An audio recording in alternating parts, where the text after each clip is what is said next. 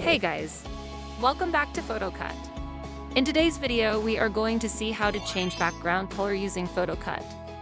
Start by downloading the PhotoCut app using the link provided in the description below. After installing the app, open it to discover its numerous features. It's designed to boost your creative potential in ways you never thought were possible with a mobile app. Begin by clicking the Select option. You will then have the option to choose an existing photo from your gallery or capture a new one. For this tutorial, I will use the same photo. Now PhotoCut's advanced AI technology takes over.